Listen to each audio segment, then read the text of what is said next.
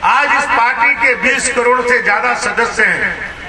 आज 1200 से ज्यादा इसके एमएलए हैं, 500 से ज्यादा राज्यसभा और वो लोकसभा मिलकर इसके सदस्य हैं। इतने बड़ी पार्टी के हम लोग सदस्य हैं।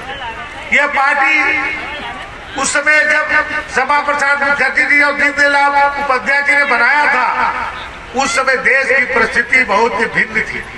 अपने ही देश के अंदर माता वैष्णो देवी का मंदिर है जम्मू कश्मीर के अंदर, वहां पर दर्शन करने जाने के लिए भी परमिट लेना पड़ता था।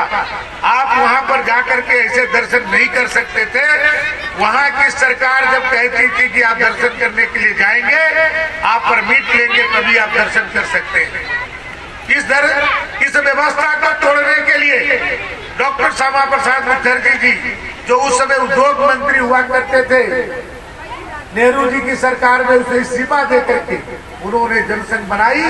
और जब वो जम्मू और कश्मीर गए तो उस समय के शेख अब्दुल्ला मुख्यमंत्री था, बल्कि एक तरह से वहां का प्रधानमंत्री था। अपने ही देश के अंदर 2 विधान, 2 निशान और 2 झंडा भी था। वहां का झंडा का कलर अलग था, वहां का विधान अलग था और वहां का प्रधान भी अलग था। और उसने शेख अब्दुल्ला ने डॉक्टर श्यामा प्रसाद मुखर्जी जी को गिरफ्तार कर लिया बॉर्डर पर और जेल के अंदर इतनी यातना दी और इतनी यातना दे करके उनको हत्या करने का काम किया। और श्यामा प्रसाद मुखर्जी जी शहीद हो गए।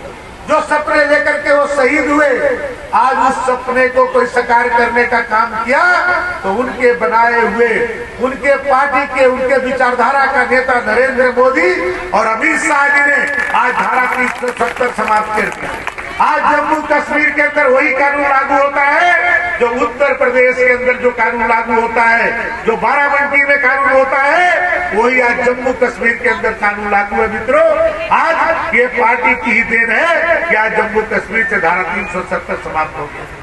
आज श्यामा प्रसाद मुखर्जी जी आज कहीं भी स्वर्ग में होंगे और दीनदयाल उपाध्याय जी तो आज आशीर्वाद दे रहे होंगे कि जिस विचारधारा के लिए हम बलिदान हो गए, आज उस विचारधारा को उनके बनाए हुए कार्यकर्ता आज कहां तक पहुंचाने का काम किए हैं। तो आज आप सबको आशीर्वाद दे रहे होंगे कि आप सबने अपने अथक परिश्रम से, लाखों करोड़ों कार्यकर्ताओं के परिश्रम से आज ये पार्टी अपने चरमोत्कर्ष पर पहुंच गई है।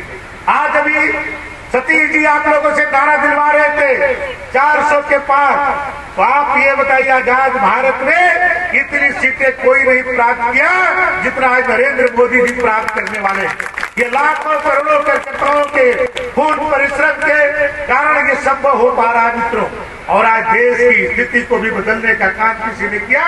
तो आज भारतीय जनता पार्टी के कार्यकर्ताओं ने, हमारे विचार ने आज पूरे दुनिया को बदलने का काम किया है। अभी आप देखे होंगे, अभी दुनिया के अंदर जब अभी यूक्रेन के अंदर आकर 2 देश आपस में लड़ रहे थे, उस समय भारत के लोग जाकर के वहां फंसे हुए थे। उनकी भी जान खतरे में था। उनको किस तरह से सुरक्षित पहुंचाने का प्रयास किया जाए। जब मोदी जी ने वहां के दोनों देशों के राष्ट्राध्यक्षों से बात किया कि हमारे देश के लोग आज यूक्रेन में फंसे हुए हैं, वहां बमबारी चल रही है, हमारे देश के लोगों को सुरक्षित निकालना है। दोनों देश के लोगों ने कहा कि आप अपने देश के लोगों को ले जाइए, उन पर किसी तरह की ना बम चलेगी ना गोली चलेगी। लेकिन हुआ कि उनको कैसे निकाला जाए वहां से। तो उस समय तय हुआ कि जो तिरंगा लेकर के निकलेगा उसको भारत का नागरिक समझ करके आप उनको ऊपर गोली नहीं बरसाएंगे, बम नहीं बरसाएंगे। मित्रों, आप देखे होंगे टीवी के माध्यम से, जब तिरंगा लेकर के भारत के लोग जब चले तो दोनों देश के लोगों ने युद्ध विराम कर दिया और भारत के लोग तो सुरक्षित पहुंचे ही पहुंचे।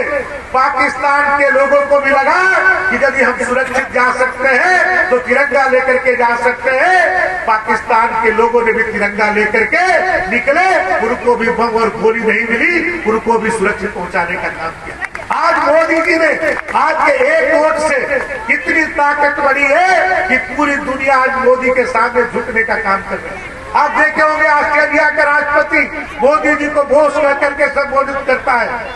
अफ्रीका का राष्ट्रपति पैर छू करके आशीर्वाद देता है। अमेरिका का राष्ट्रपति मोदी जी से कहता है कि एक बार कह दीजिए कि फिर से ट्रंप। ये हैसियत किसने लाया? ये हैसियत आप लोगों ने दिया, जो 2014 में कमल का खून गिरा करके 2019 में उससे भी ज्यादा वोटों से आपने मोदी जी को जिताने का काम किया। आज उस ताकत को पूरे दुनिया में स्थापित करने का काम कोई किया तो नरेंद्र मोदी जी ने किया। ऐसे लोकप्रिय नेता जो